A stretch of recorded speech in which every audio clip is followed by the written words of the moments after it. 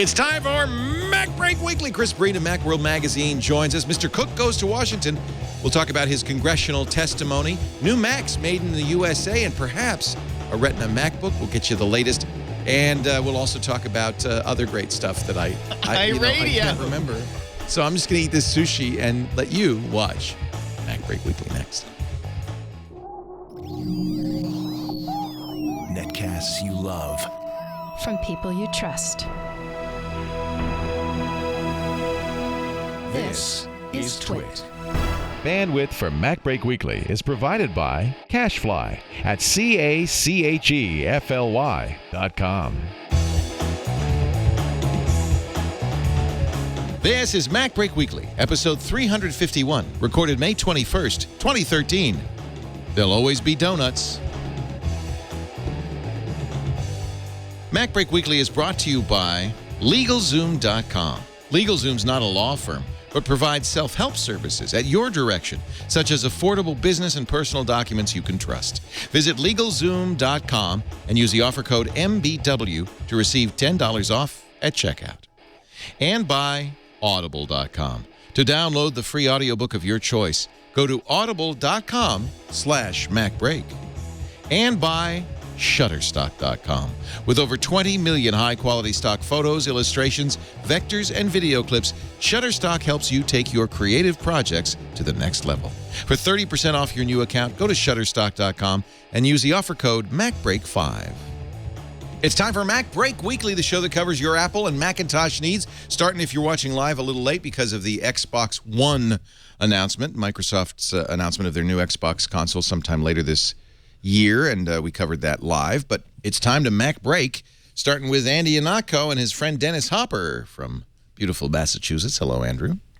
Hello, Leo. I thought that we're going to be heading far upriver today because we're going to be talking. I saw the show notes, and we're going to be talking about taxes and tax law and international movement. And so I think that you got to see the circles, man. It's all about rings. The horror. That's a great picture.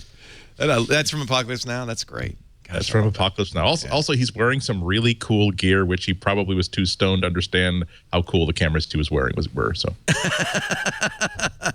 also here, great to have you, Alex Lindsay, back from his travels. Good to be here. Good to see you. Yes. Welcome. And from Pixel Core. Also here, Renee Ritchie, back to Montreal for him.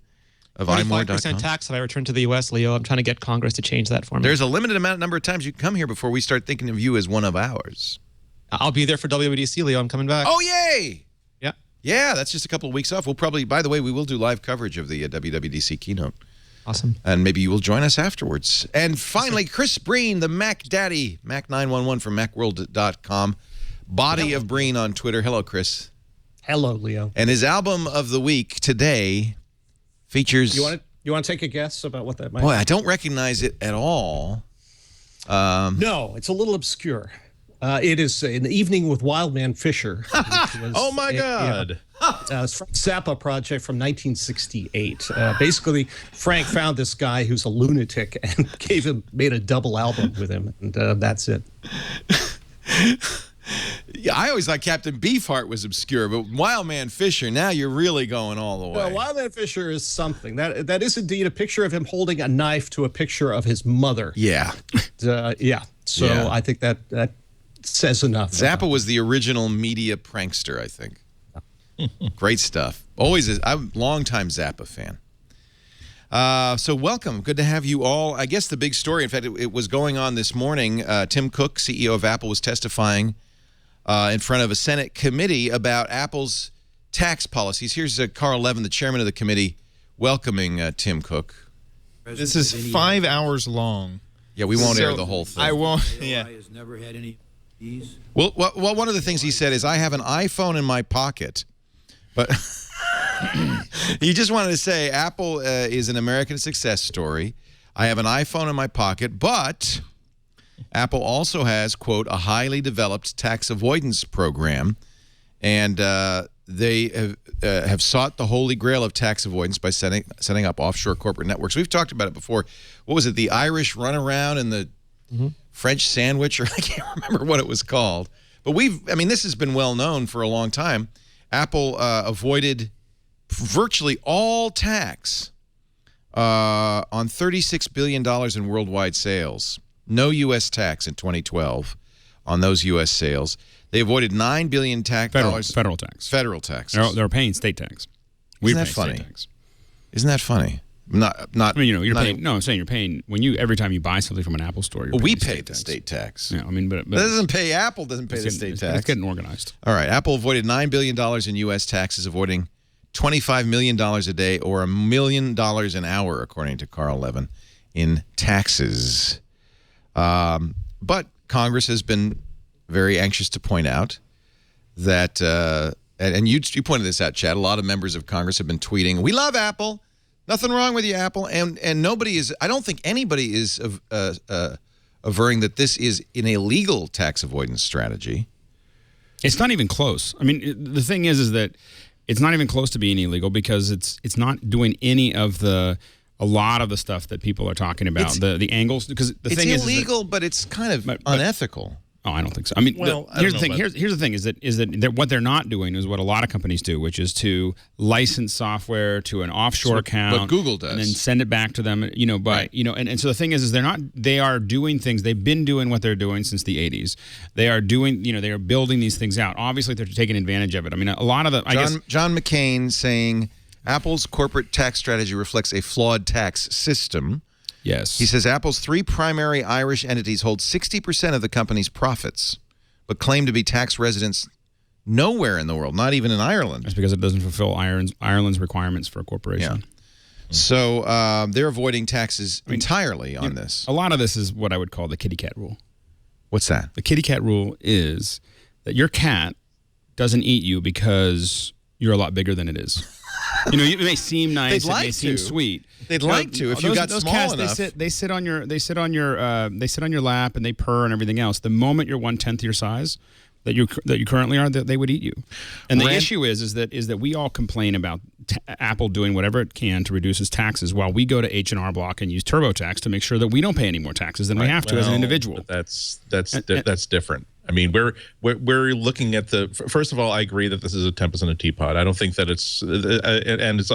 you also have to point out that Apple's official statement on this is that we would like to see a revision. We would pay more taxes and pay more taxes locally here to the United States of America if you revise your tax code so there wasn't such an incredible advantage for us to do this way.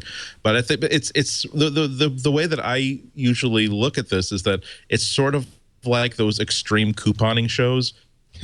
Where I don't think anybody begrudges the fact that, oh, look, the store did not understand that when they did a 2-for-1 on this steak, it would be possible for you to apply this with your discount card with this AAA discount to get 10 steaks for free. You sort of admire that. But then when you see someone who is able to wheel out 8 carts worth of like $800 worth of food for free, and cleaning out like all of the steaks for the entire store so that no one else could get them at the 25% discount, that's when you start thinking that perhaps they should close those loopholes so that it is not possible for someone to operate that way. So yes, it doesn't look good, but I don't think we should say that. I don't think anybody should really say that Apple is really trying to pull a fast one anywhere. Yeah, so, but I don't think it's unreasonable to be let's just see if they stick by that statement. Oh, no. We would love you to change your tax laws. And as soon as you do, we would love to pay more taxes. It's sort of like saying, I would absolutely love to pay $5 an hour to park here. No, they would using it for free. They would love to bring their money back to the United States. That is clear. I mean, they're taking out a loan. They're spending a lot of money and they're taking out a loans because they don't want to bring it back. They're taking a loan to avoid for tax avoidance. There's a lot of corporations that if it was 15% corporate taxes or whatever, would bring all their money back really quickly. And they would definitely do it while it was available. I got to point out, though, that unlike the coupon scam, when a company doesn't pay its fair share of taxes, those of us who do pay our fair share of taxes pay more. But I guess what I would say is that all of us, I mean, I don't know about all of us, but I know for me, I am not going to pay the government a penny more than I have to. I pay as little as I can. And as my company grows, I become much more sensitive and much better. Right. And I have more people that I pay that make sure that I don't have to pay more taxes than I have to. And if I could figure out how to build my company in Ireland, I would do it too. I mean, the thing is, Apple has a fiduciary responsibility to its stakeholders to make as much money as possible. That's their job. I mean, it's just like the tax laws in the United States are so idiotic that I don't feel bad for them at all. Rand Paul says, "I'm offended that Congress is bullying one of America's great success stories. He's offended by the tone and tenor of the subcommittee hearing. To bully one of America's greatest success stories is not doing anything illegal. If anyone should be on trial here, says Rand Paul, it's Congress for creating a bizarre and Byzantine tax code that simply doesn't compete with the rest of the world. We should be shining a mirror on ourselves. Actually, you can't disagree with that either. I completely agree with that. Apple's doing something completely legal. Carl Levin said the committee's not going to apologize to Apple. We didn't drag them here. They've come willingly. And I think that that's actually, in a way, that is an important point to make. Tim Cook went to Congress and said, let me explain this to you. I would have loved to see Steve Jobs do this, though. I can't imagine Steve doing that. Awesome TV, though. I don't think he'd do that. You want taxes? I'll give you taxes. Yeah. That would, if he had actually done it, it would have been fiery. Would have been awesome. So that the testimony, as you said, was 5 hours, but it just ended about a half an hour ago. And you're more than welcome to watch the whole thing. I think a lot of times when you see something in an exercise like this, it's in lieu of actually doing something about it. It's like, you see, well, it is regrettable. There's no legislative body that can do anything to close these loopholes in the tax code. And so, it's important that Tim come up there and say, gee, if there was only someone around here who could do something about this, it might happen. But clearly there isn't. So too bad. Yeah. I mean, it's so, I don't know, every day now, as a corporation, every day you just go, I cannot believe they're doing this to me again and again. What? And again. Making you the pay state, taxes? no, the way they do it. I mean, it's so complex, and there's so many weird little rules, and there's so I will admit that as my company has grown, I've grown to have a very, very adversarial relationship with the IRS.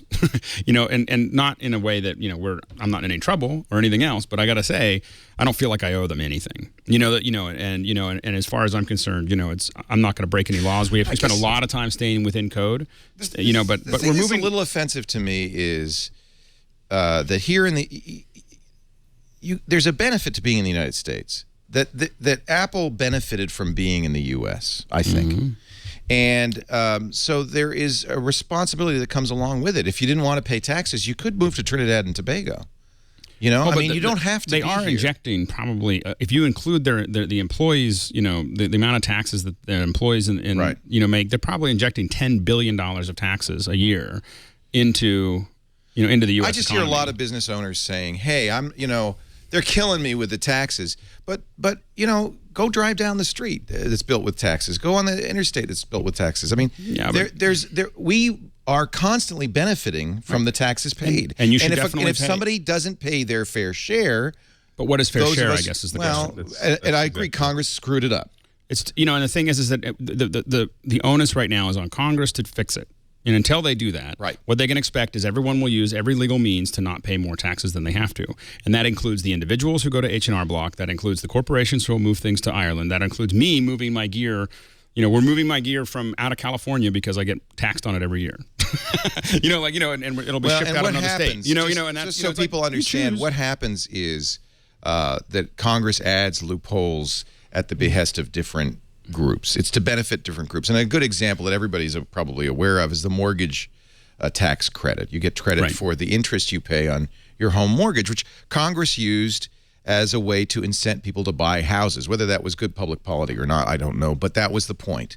And so, okay, we'll give you a tax break for your mortgage interest. We'll multiply that times 1,000 tax breaks for a huge variety of arcane things, and then suddenly you get a tax code that even an individual paying taxes can barely understand. Yeah. But unfortunately, what happens is individuals file their 1040 EZ, and they pay the full percent, and a big corporation or even a small one like yours or mine can afford to hire specialists who know how to play the game. So, but I mean, it needs to be fixed. I mean, I think that they need to close the loopholes and then lower the overall taxes and close the loopholes so that you're actually. And that's not going to happen because, again, Congress wants to use taxes as a way of promoting certain behaviors. And so I guess what I'd say is that it offends me that they blame anyone but themselves for what they're in. That's what I think. That's the problem. They've created this problem. It's on their head, and if they want to fix it, they should. But otherwise, they should just back off. You mean Congress? Yeah. So is this a black eye? Let's get back to the issue at hand, which is Apple. Is this a black eye to Apple? I don't think so.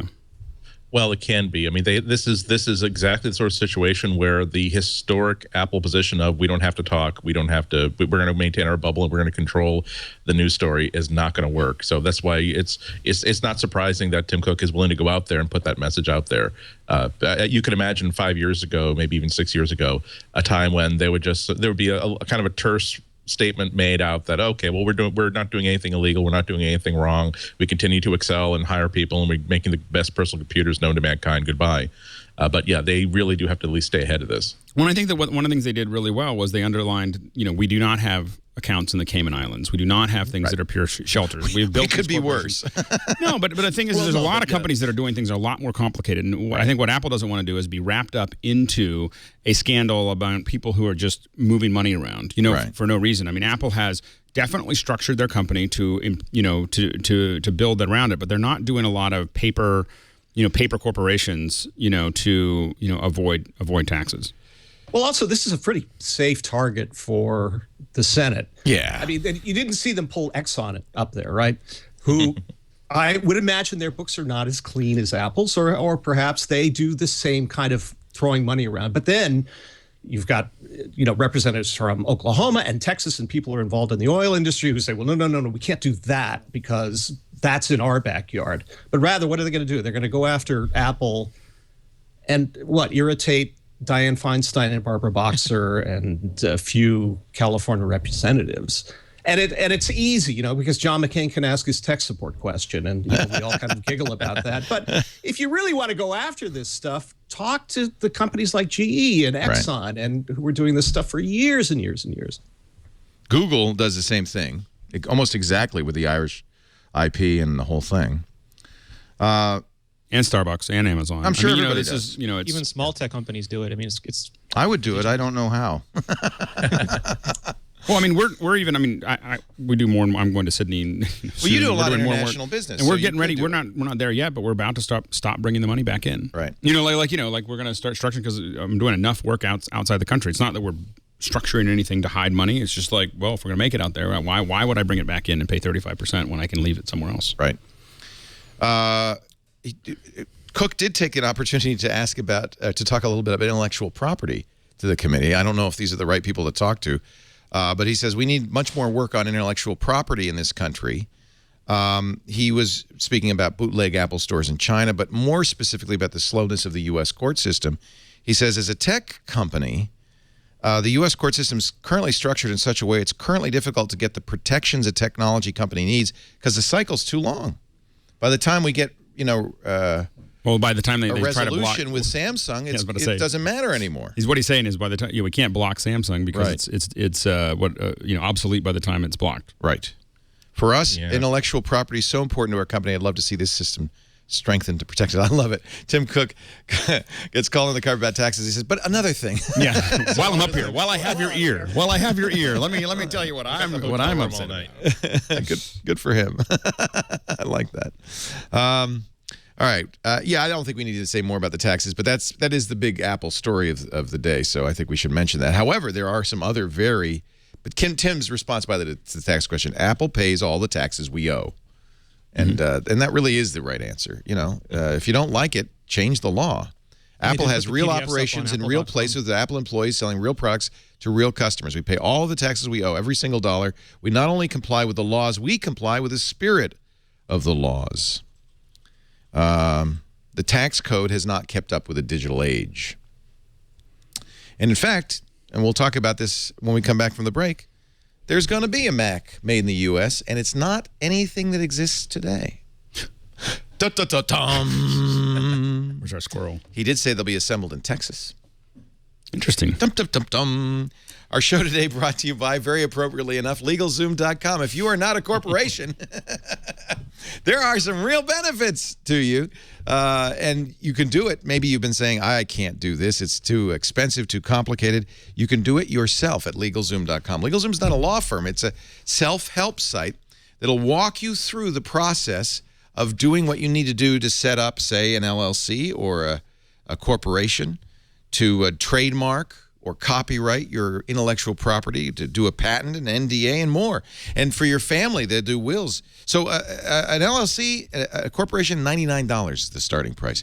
A will, $69. You can establish a living trust there.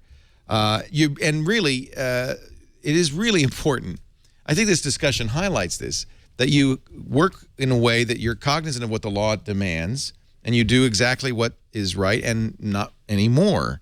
And that's exactly what this is about. It's not going to be tax help, by the way. We're talking an LLC. There you go. That's what I used. S Corp, C Corp. Trademarks. Chad did that. I love that. It's better than just trying to go out and search the internet to try to figure out how you're supposed to do this. Yeah. That would be wrong. Let's Google and this. And it's a lot more affordable than getting a lawyer, although LegalZoom's legal plan will get you help from an attorney. I like this, too. At fixed prices, preset prices, you choose the attorney in the state you are operating in, and they have profiles and unedited customer reviews, so you can get a good idea of what that attorney will offer you. And you get to ask questions. There's lots of questions that you might come up as you fill out these forms, and this is a great way to do that. LegalZoom is a great way. I highly recommend it to get this work done at an affordable price. And if you're a startup, this is something you ought to know about. If you just had kids, this is something you really ought to know about. LegalZoom.com. Use our offer code MBW at checkout. We'll give you $10 off, just as a way of saying thank you for mentioning us. LegalZoom.com. Offer code MBW. All right, let me go back to this story because I got excited and I want to read it to you exactly as written. But apparently, Tim Cook did mention this new Mac at the Senate hearing. But now, okay, where is this? Oh, there it is. A new model in an existing family. What does that mean? Is it a new iMac? Mac Mini Pro? Mac Mini Pro? It'll be made in Texas, but he gave it an interview at Politico. He said it'll be an iteration of an existing family. It won't be just a collection of parts shipped from overseas, assembled in the U.S. That'll be parts from Arizona, Florida, Illinois, Kentucky, and Texas. Mac Mini. That'd be the easiest one. I think this is it's a marketing thing. I mean, it doesn't. Yeah. I mean, 90% of Apple products sold will continue to be made in China. I don't know about that. I think that I see it more as a trial balloon to see how well they could do this. Because if you think about all the, I mean, what's the advantage of Apple doing a U.S.-made Mac strictly as a PR sort of thing? And none of Apple's customers care as yet that their stuff is all made in China, so that's not really an advantage. However, if they can figure out a way to reduce costs of shipping components from here, there, and everywhere. If there's a specific type of device they're making right now, where there are stuff where a lot of the components have to be manufactured here, or key components that are expensive to ship are manufactured here in the United States, it behooves them to see, well, let's try that and see how well it works. It also makes sense. I think it's a trial balloon. It also, yeah, it makes sense then that would be a completely new product. Because maybe they'll charge a little more for it, too, as a result of it being made in the U.S. Because you can't compare it. They can test that, and then there's no comparison. So what would it be? We know it's a Mac, a Mac Pro. Mac Pro. Mac Mini Pro. Mac a new Pro. Mac replaces Pro. the Mac Pro. A modular Mac Pro. You think they'll do that? I think that would be the easiest one. Like I think iPod displays. Sucks. iPod sucks. I think that all these Midwestern Lutheran grandmas get them knitting. That's it. They're retirees. They have nothing better. Well, they have better things to do, but not quite so profitable. It's our full employment program for Midwestern grandmas. Exactly. I'm going with an education model. Ah. See, I would not think that the education model, because I would think that those are more cost sensitive. I think a Mac Pro or Mac Mini Pro or Mac Pro Mini or whatever is something that is going after a market that's less cost sensitive, that you could charge more for than with things that are going to be tighter. It's tough. Budget. My high school has a one-to-one program, the high school my kids go to, and I serve on their board, where entering freshmen used to get a MacBook. And Apple stopped educational discounts to any appreciable point. It's going to cost them $1,200, and they can't afford it. So they're giving them Lenovo's. How'd that turn out? I don't know yet. It'll be freshmen. It's starting freshmen. Ooh. I'm sitting on the board meeting. I'm going, I don't know. Think of the children, Apple. Think of the children. Yeah. But I understand why. Yeah. These are they're ruggedized. There's something Apple can offer. They're ruggedized. I was pushing for Chromebooks, to be honest. If there's a budget issue, get them Chromebooks. Right. But they want full operating systems, and they do video and audio editing. Right. These are set up. The Macs were set up so they could record classes and listen to them later. I mean, they had all this stuff that made a lot of sense. I think it'll be makes an me exciting year. sad. Yeah. Yeah. Well, I go with education because I think it's a fairly predictable market. They have a season in which they sell these things. So along with Andy's trial balloon setup, it does give you more control over your inventory, when you need to make it, what the size of that market might be. And it does allow you to make kind of that oddball Mac that you're not going to try to distribute to everybody on Earth. It doesn't affect the chain, the supply. Right. It really is kind of its own little device. And that's where you start, your easy bake oven plant to make just these things, see how it goes. And then from there you can expand. Right. You'd also have to think that given that one of the greatest advantages to manufacturing overseas is the cost of labor, is that you'd sort of be thinking, you'd want to think about devices that can be mostly automated assembly. So as opposed to fiddly like handheld consumer devices that you really do need to have human beings, slapping these things together. So but I think it would be a lower volume thing rather than a higher volume thing. More good news, of course. Apple's inventory of MacBook Airs is gone to zero in many cases. That's usually a sign that a new device is coming out. Tie that with the announcement of the Haswell processors at the beginning of June, WWDC a week or two later. Yeah. I think we're going to see MacBook Airs. Now, it's the 13-inch MacBook Airs that are no longer available at retailers like Amazon, B&H, Mac Connection, and Mac Mall. So what do we think of a Retina? Retina with a touchscreen. How do you like the touchscreen? I don't know about touchscreen, but I do think Retina makes sense for WWDC. I mean, that is the pros. You almost gave me a heart attack. I like a touchscreen. I got to tell you, I'm enjoying it. I have the Chromebook Pixel, and I have this my problem Windows is I keep on 8. doing it to my current laptop. I keep on going like we're this. So used to touch on iOS, and I admit, for a desktop, that may be less I started valuable. testing the Pixel, and I find myself now just going, I don't understand. I love it. Yeah, it's great.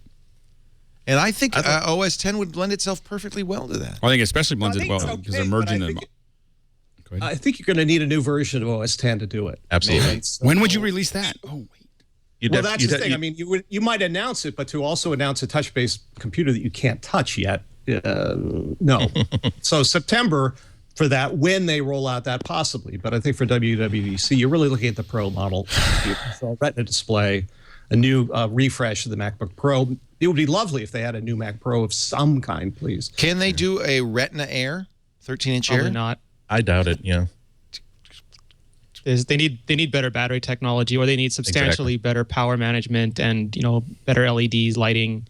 Everything needs to be more efficient in order to get the battery life. Because right now the formula is still the same. You get Retina, you get lightness, or you get good battery life, and you can pick two of the three. And until that formula changes, we won't be able to get products. Because Apple's not going to sell a Retina MacBook Air that gets an hour or 2 hours of battery life. Curses foiled again. Also, they need the price points where they are right now. So they would really have to be in the position where they can say 13-inch MacBook Air, same price, and now it's Retina. Because they're already having some problem. I'm sorry, I'm already even speaking. It's okay for them to have the MacBook Pros with Retina displays where they are really a super premium pricing, so long as they still have at least a moderate to premium pricing model underneath it. So if they were to raise the price of the $999 MacBook Air to make it a Retina display, that would be a big problem, I think. I'd be happy with Haswell in a 13-inch. I really want Retina. That's The 13-inch MacBook Pro is going to be the Retina Air, Leo. It's just it's not much heavier, not You're much right. thicker, does so much more. Yeah, the Retina 15-inch is pretty thin. Yeah, and the 13-inch is pretty light, so that'll be your your Retina MacBook Air. Okay. What would the resolution be on a Retina 13? What is it? I forget what it is now. It's not 2500. That's the 15-inch, but it's pretty good, and especially if you put it in the scaled resolutions, it can get pretty high. Because in the Retina resolution, there's not enough pixels for me, but when I scale it, it becomes much better. I want it. I've been holding off. That's why I'm still using this thing. Right. I broke down and got one. I got what? I got an Air, just as low. Oh no, you're crazy, man. That's like the little shuttle. There's gonna be new ones out any minute now, man. I got that. I got it a month ago. I knew it was coming though, and I got it a month ago. I was like, I can't wait any longer. I know. That's what I'm doing. I'm suffering with this. No, I was. Till It's just. It's literally just when I'm when I'm in United Economy. I just need something I can actually open and work on. Well, that's a problem, isn't and it? that's why I have 11-inch. It's like the That's a smallest problem. thing that I can open so that I can. Because you get. Why are you flying economy? You're I don't do it very often. Think of all the tax savings. I pay the $10 for the extra legroom, and then I use my computer on my lap, and the 15-inch fits fine that way. No, it works fine. Yeah, Economy Plus on United is The fine. worst thing is to have the notebook on the tray, and then the guy in front of you leans back. I've seen someone fold one. I'm just waiting for that to happen. So I always when this is my little travel tip is that when someone's in front of you, until they put it back, you always turn your screen so that the angle of your screen goes past where when you have the tray open, it goes past that. So if they open it, it'll slide behind it. Because I've actually seen someone hit that, and it's really cool when someone really comes back quickly.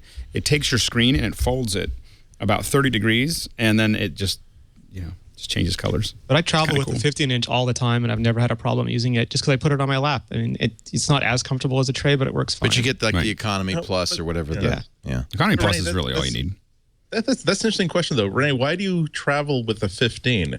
Because I switched to the iPad for most of my travel. But if I really did need a MacBook for all my traveling, I would so totally buy something smaller, because the first time I took a trip with something smaller than a 15-inch laptop, that was the last time I ever was going to travel with a 15-inch.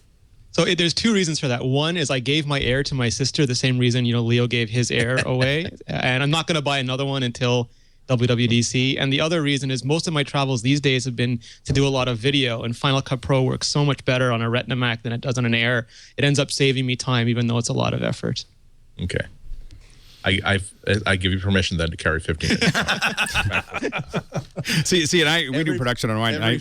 We do streams. Everybody else, take one of these instead. It works just fine. I have that too. That's for the comic books. You should see, Andy. You should see me get out of the TSA.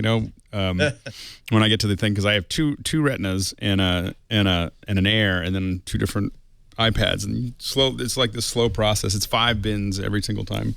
And Jeez Louise. They make fun of me. Well, for me, the fun part is, like, again, I try to travel very, very light. The only thing that's I think about that. Occasionally a problem is when I'm doing because I'm a one-man operation. I don't have like a David Lean style movie production kit of logistical unit behind him. Exactly. But the only times that I'm really, really heavily laden down are when I'm testing phones. I might travel with 4 phones for various reasons. But the fun part is, I travel with one carry-on. It's a hard-sided carry-on, and I can almost always tell when they get to my bag, because that's when like the conveyor comes to a complete halt, because they just see this like NASA satellite image of a nuclear plant in North Korea, and they're trying to figure out what part of this is cables, what part of these are different batteries. No, he can't possibly have 9 different battery packs for 8 different. No, okay, let's just pop this thing. So help you if there's a microphone in there, because that's indecipherable. It is. It turns out Countryman mics are really popular. Really? On TSA.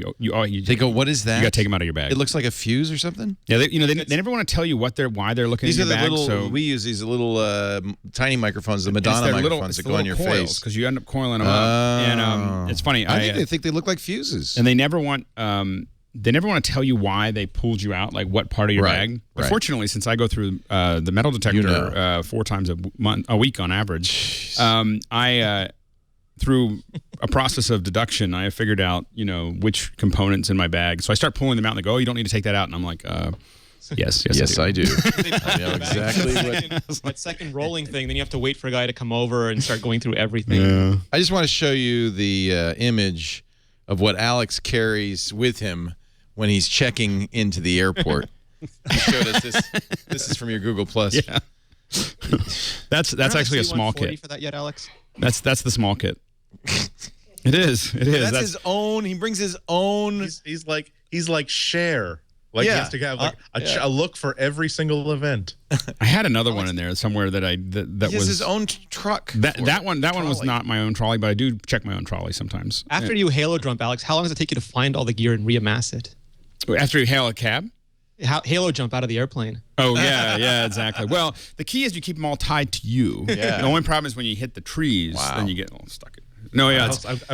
I promise you this, what I'm about to say is going to latch into your brain, and you're going to get the engineers online. This is going to revolutionize your entire business travel. What if you were to invent a type of luggage where after you empty out each case, you can snap the cases together to form either an editing suite or a hotel room. Like snapped together to like a travel trailer. You've got enough material to make a hotel room, I think. You know, what's funny is that there are ones that we actually lock. With some of these, we'll stack up and make them part of the tables because we're running out of space. And there are ones, the road ones that we actually drive to the locations. You can actually take the tops oftentimes and put them next to them, and they form tables and stuff like that. So it can be. But this stuff is Pelican cases become kind of.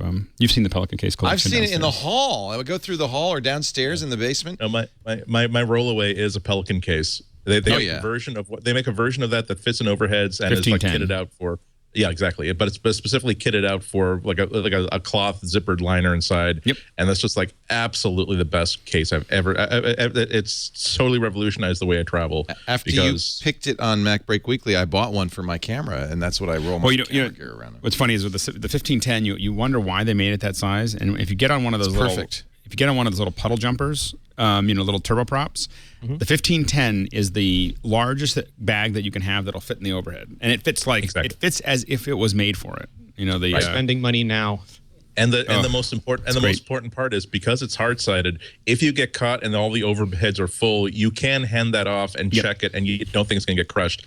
And the second part is if you're like me and you are packing you got 3 minutes to check out, and so you're desperately stuffing things into bags. You cannot overstuff this, and therefore make it too large to fit inside the overhead. Yeah, and get the dividers. Don't get the foam. Yeah, I got the dividers on your suggestion. Yeah, the dividers are the way to go, and then you don't get the foam. And there it is. And then the key is you take if you're checking these, then we take zip ties. Yeah. So that it makes it a little inconvenient to break into them because we got a lot of gear in there. Oh yeah, because anybody could, but they'd have to have pliers. And then they it's just not that you can just open it. You have to think about it. Right. That's all you're really trying to do is make it inconvenient because you're not allowed to lock them anyway. And but the TSA could snip those. But yeah, they do because they're going to look into them. They're going to So why don't you just get a TSA lock?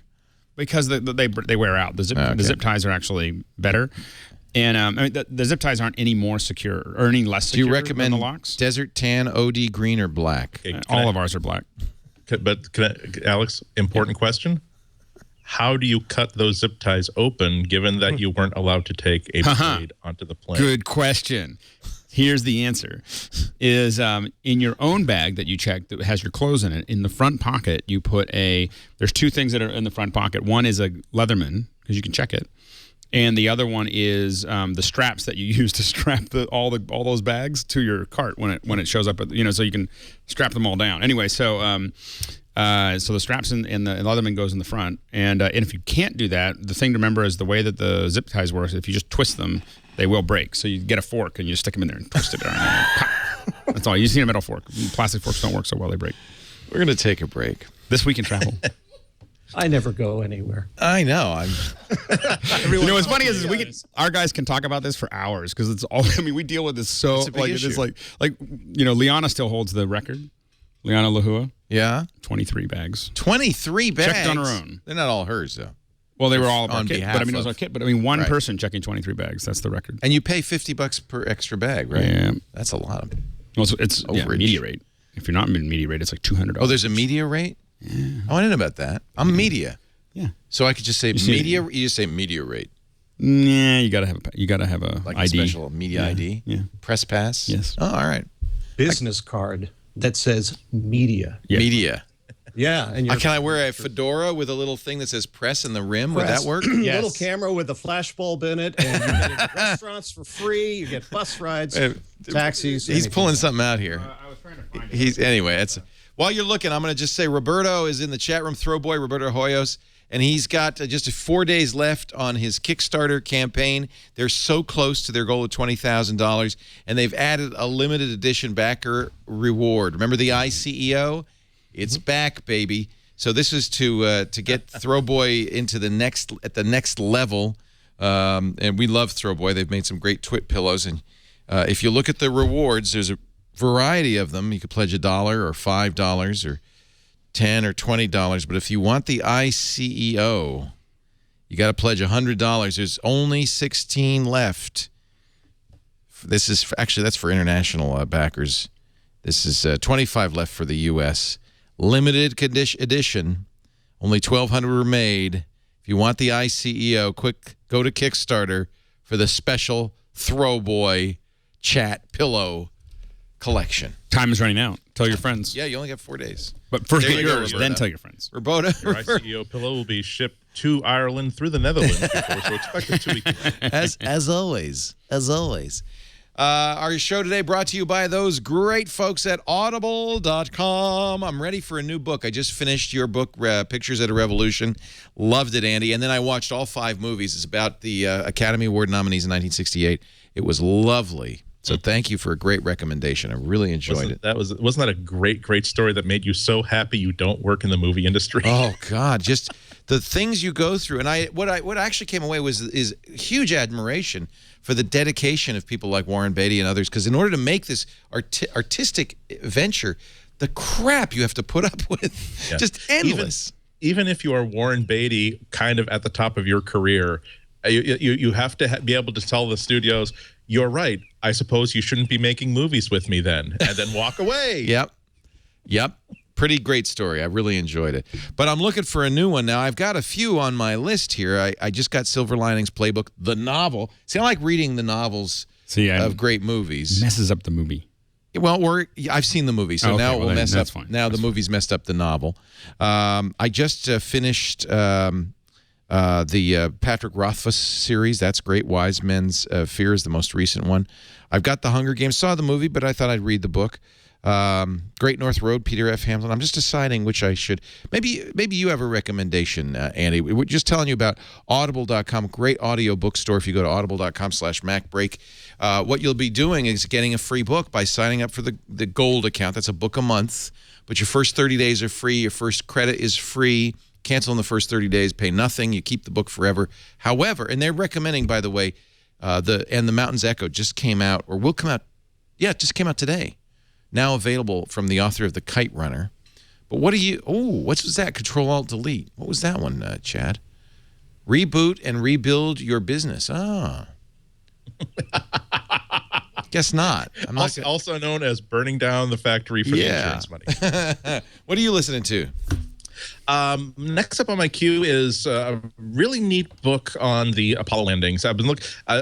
Usually, more often than not, when I look for an Audible version of one of my favorite books, I will find it there. And I really, for some reason, wanted to have like a storytelling version of Apollo. Could not find like my favorite book, Man in the Moon, but Moonshot: The Inside Story of Man's Greatest Adventure by Dan Perry. It is really a linear storytelling sort of story about, again, how we got people on the surface of the moon during Apollo 11, starting with the inability to even launch a man into suborbit. So when you look at this story, it's such a compelling drama because you realize that it's not really about scientists figuring out solving a really complex technical problem. It really was a breakthrough in project management about breaking up a really complex task into 6 critical different areas and then finding exactly the right obsessive compulsive tenacious engineers to attack and solve that problem. And the way that all these pieces fit together and actually made history is I've read this story in so many forms with so many different pieces of source materials, and that never ever gets tired to me. So if this isn't my favorite book on the subject, it still hits all the points that I like. It comes very well recommended by people I trust, and you get a good 11 hours for the storytelling there. The other good thing about this is that there are a couple of books that are really good about the space program but terrible as audiobooks. The project manager on the lunar lander wrote a really wonderful critical book about this. I mean, you really want to get this book to find out all the problems that had to be solved to build something that complicated. But he talks like an engineer. Like basically the only thing that he saves you from is that he didn't actually tell you the thread pitch of the screws used to connect one of the control yokes to the linkage.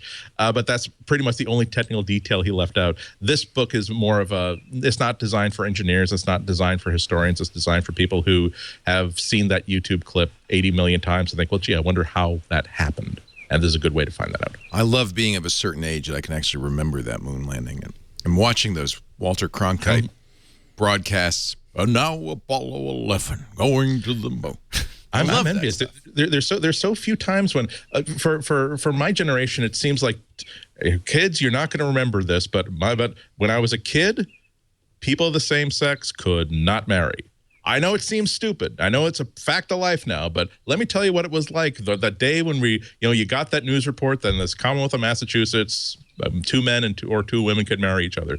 I really wish that I'm envious that when I was a kid, human beings had never stepped foot on another celestial body. Yeah. And now for the rest of my life, I will live in a world in which human beings have walked on the surface of another celestial body. It's pretty amazing. Neat. Well, and one of the things that I got from that Hollywood book, Pictures at a Revolution, was how because Guess Who's Coming to Dinner was one of the nominated films, how controversial interracial marriage was. And illegal, in fact, until just before the movie came out. You should read this book just to realize how controversial this was. Yeah. And they thought, well, we can make this movie. It'll never play in the South because it's just too controversial. And then you watch the movie, and it's it's almost humorous. Right. And they had to make Sidney Poitier, who's the black fella going to get married to the white girl. They had to make him like Mother Teresa. He like is a doctor who graduated from Stanford and works at the World Health Organization. Also, critically, he's not American. He's a foreigner. Right. Yeah. It's really interesting. Anyway, this is why I love Audible, because it brings new ideas to life. I can't wait till the Robert Caro book. I listened to the first 3 Johnson books. I can't wait till the 4th Johnson book is available on Audible, because those are great too. And I find that these long biographies and history books are kind of hard to read. I fall asleep if I hold the book. But when I'm in the car or at the gym or doing the housework, I can listen. I can get through long books. That's my big. When I'm cleaning my house. Yeah. It's like the moment. Well, I'm out of NPR. Right. I'm out of Twit to listen to. Right. And then I just start going through these books. And right now I'm listening to Rwanda Inc., which is usually part of my stuff. It's a great So if you're interested in that. Here's the problem. You're only going to get one book, and it's hard to choose. But think of it this way. Every month, it's an exciting time when you get that new credit. And what am I going to get this month? Get Rwanda Inc. All right, Rwanda Inc. That's another choice. Moonshot, Rwanda Inc. There you go. Audible.com/MacBreak. You're going to love it. Start today. That's all I can say. I listen on my Sonos speakers, so I have it throughout the house. I need to get some Sonos speakers. You could, because then the house resonates to They're the expensive. book. It's really expensive. So I keep on going, I'm going to get it, and then and then it holds your breath. Can't go back though, Alex. It's like the Hue lights. Your whole house has to be wireless. Everything. Have you played with the Hue yet, Renee? I have them. I got them for Christmas. I have them everywhere. Well, we talked last week, but did you do? So I set up an if this then that when the sun comes up, my lights start pulsing in multiple colors. I turned that one off quick. One of the ones that's interesting is one of my writers, Georgia, both her and her husband have iPhones, and now they don't want to set it up so you leave the house and they turn off. They're trying to duel for control of the device now. Yeah. You need more than one iPhone. Yeah. That's the geofencing. There's the new stuff Hue does is so cool. I bought more bulbs. I have 9 now. I have them in my bedroom. I have this idea. I need about 20 of them, so I have about go 12 clean so out the far. Apple Store. So Hue, Sonos. Pretty soon the whole house is just going to have a life of its own long after your death. Future, Leo, the future. The future's here. You're watching MacBreak Weekly. Renee Ritchie from imore.com. Chris Breen from macworld.com. Alex Lindsay from thepixelcourt.com. And Andy Anaka from the Chicago Sun-Times. Old media. I loved it. Marissa Meyer, along with the announcement that they're going to update Flickr. We'll talk about that in a second. I love that she said, and we're consolidating all 500 Yahoo employees in New York City in the old New York Times building, and saying, isn't that great? The new media moving. It's not. I don't feel like Yahoo is new media anymore. Yeah, they're kind of not. They're not old media. They're kind of like middle-aged. So two big Yahoo stories that are kind of relevant to the Mac world, because I think a lot of Mac folks use Flickr. A lot of photographers do. Complete Flickr redesign, and boy, a big change in the pricing that I'm not sure I really like. And then they're really going to make Flickr ad supported. Regardless, right? You have to pay $500 a year if you don't want ads. Nobody's going to do that. No. Nobody's going to do that. Well, really committed to those of us who are grandfathered in on the pro accounts can keep going. Right. And so we'll be every year we'll pay $50. It's a lot more, twice as much actually. But we're grandfathered in. But new users, you either get ads in a terabyte or no ads in a terabyte. Or is it $50? Oh, $50 a year for pro. Yeah, see. Right. But Waskel, you have to have an existing account. You cannot sign up now for that. $500, but isn't $500 for unlimited storage, basically to duplicate what you get with a Pro account? No. No, yes, it is. Because if you're free, this is the other thing. We get a terabyte as Pro users. No, you get. I'm confused. It's the pricing structure is that no, it's like a good news, bad news sort of thing. And I'm making sure that I look this up so hopefully I don't misspeak.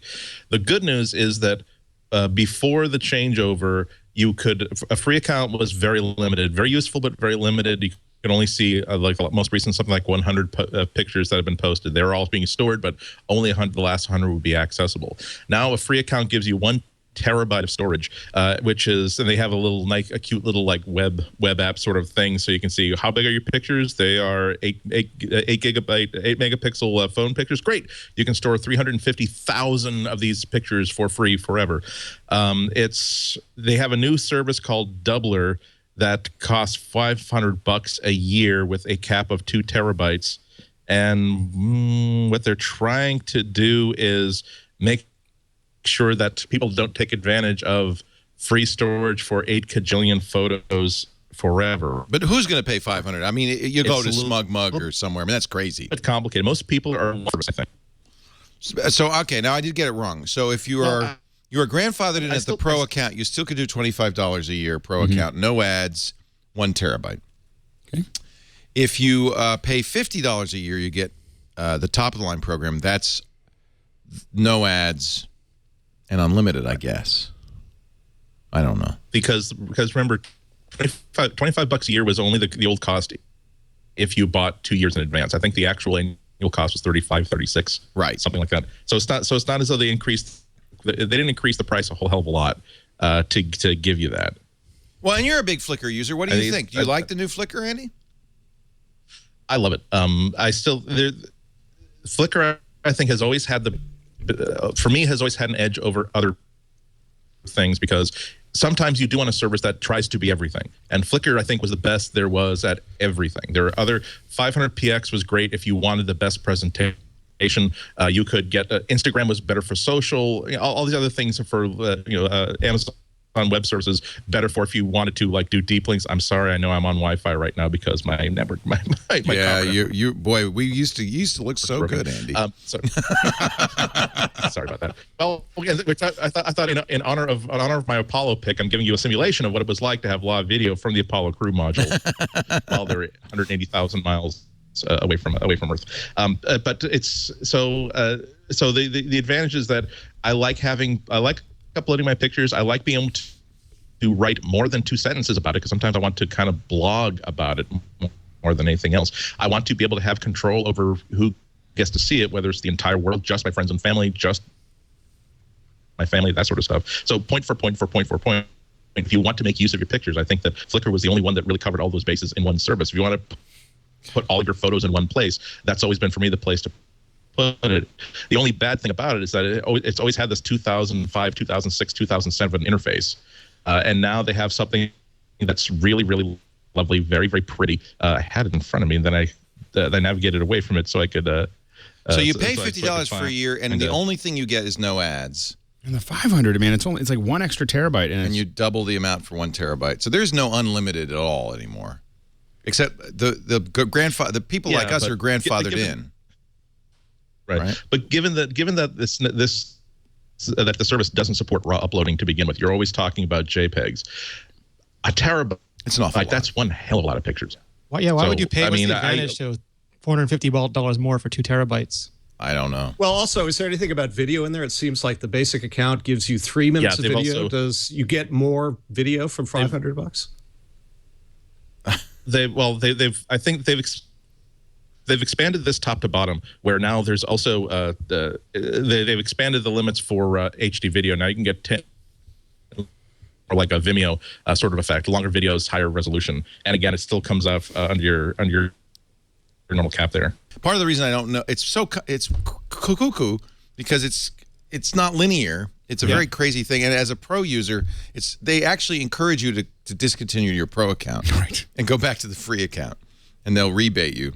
But neither of these are available if you're a Pro user. Makes the kind of sense that doesn't. Yeah, it's crazy.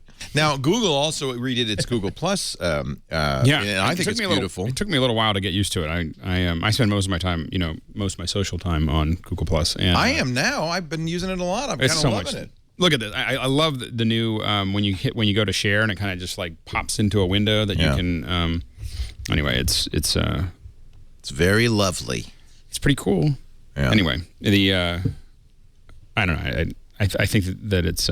This is a bit more modern. 2-lane highway now. Now, one of the things you got you can go 3 lane. 2 or 3 depending on your. You open it up wide. You're on a retina and you're seeing 3. Yeah. One of the other things that's interesting from an Apple point of view is Hangouts.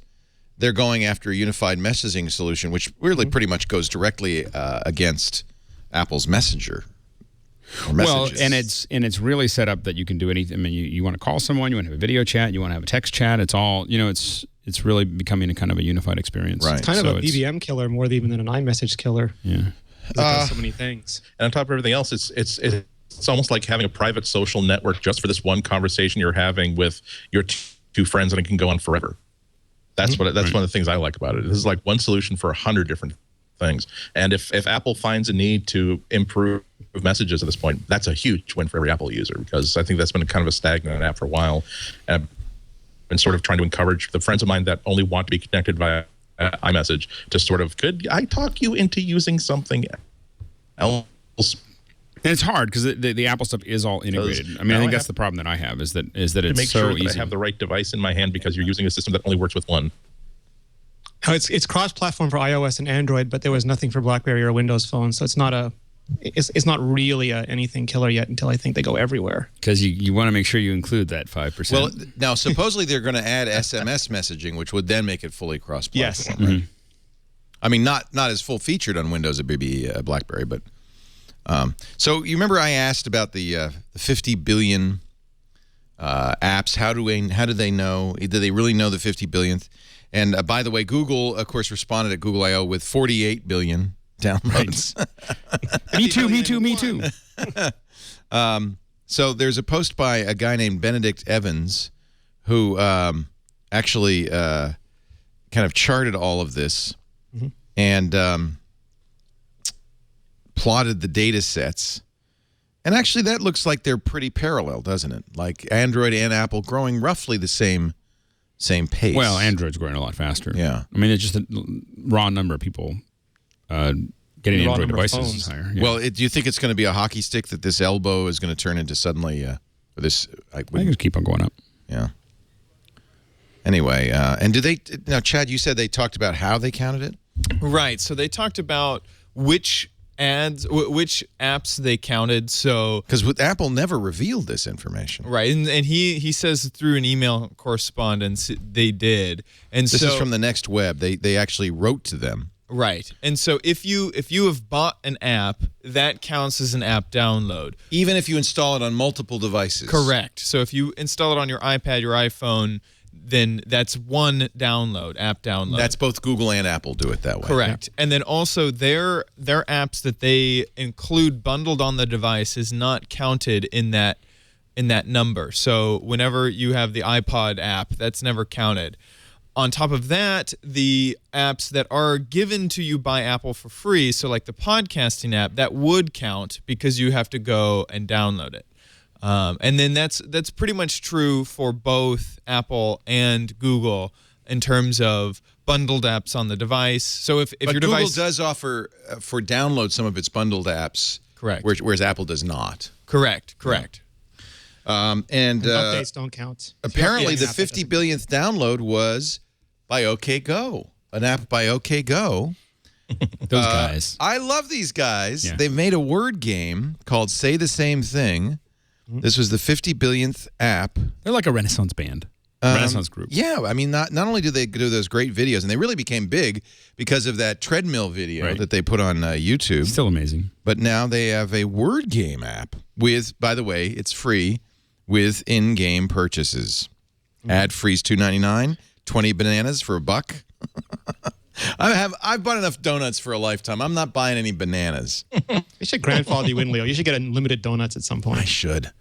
I had a scare last night. I was trying to get Simpsons to work, and I guess the Origin servers were down because it wouldn't let me log in. And I thought, no! So I have a dream. Maybe you can help me with this dream. I want to make a giant printout of my Simpsons land. So in order to do that, I'll have to do high-res screenshots. This is going to be so hard. I mean, we can do that. And then move it. Yeah. And then stitch them together with It wouldn't Photoshop. even be that hard. And then the hard part is taking the photos. And then do you have a big? Yeah, I'll do that. Then you have a big printer. I don't have a huge printer. But I have 19 by. I have the that Epson 19 by 14 printer. There's a guy I know, a guy who knows a guy who can print it on a cloth that's like as big as one. Yeah. I have a small dream. It's a dream. So send me all the components. We'll put it together. I'll stitch it into a big photo, and then I'll send you the big. And photo. I'll have it printed. And I'll make it as high resolution. Yep. So you want to print it at 1-to-1 scale? Yeah. So I can walk around in it. Part of it. Wasn't there a Stephen Wright? Hey, Homer. Hey, Bart.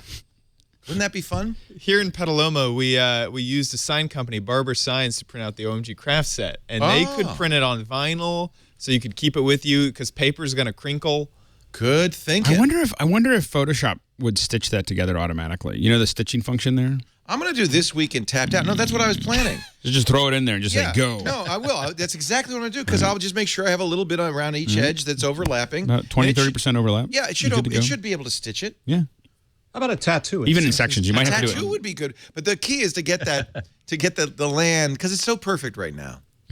It's so perfect. And you want to capture that moment. I want to capture it. It's perfect. Before everyone starts rebelling. It's Simpsons utopia. Complaining. It is my little utopia. And I really realize the appeal of this. By the way, I do not recommend this program. It's available on iPhone and iPad.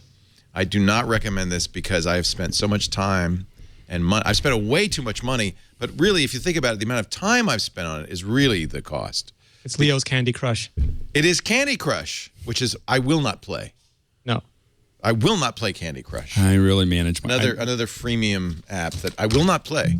I have to do things that will stop quickly, like Plants vs. Zombies, Field Runners.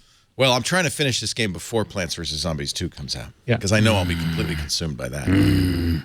Tapped Out is so great. Anyway, so... I need an intervention. I really do. Anyway, all I can think about now is Plants vs. Zombies. Yeah, now all I can think about is harvesting corn. All right, let's move. Let's move on. And we have a show title. Yeah, all I can think about is harvesting corn. It's kind of sad when you get to a certain age. Oh, that's what I was going to say. It is a utopia, and that's why I like it. Because as rough and crazy as this modern world of ours can be, I know there'll always be calm there. There'll always be donuts. There'll always be donuts.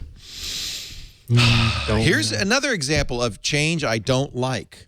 How many times have you and I gone down to that Union Square, or the Apple Store across from Virgin? Well, I used to go almost every day because it was a block from my office. Yeah. Well, you've moved out too.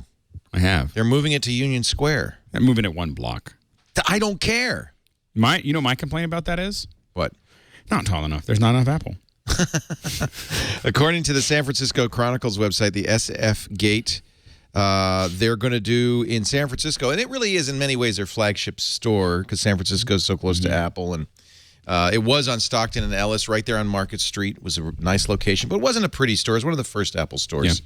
Yeah. This one's going to be more of a glass box, kind of like the to compete with some of the New York stuff. I just want to point out the Ginza store is like 5 stories high. This looks like a mere 2 stories. Shanghai one's amazing, I'm wondering if it's a limit to the height that they're allowed to go, because I think that's the same height as the old Levi. So they're probably doing one of those little things. In San Francisco, there's so many building codes that a lot of people will literally just like keep the roof right where it is and then raise everything below it.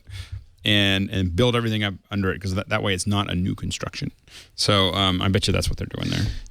This is a big year for Apple retail. 20 stores in the U.S. will be renovated this year, and they're opening 30 new stores, mostly outside the U.S., as they continue to have huge success. We just got a new one.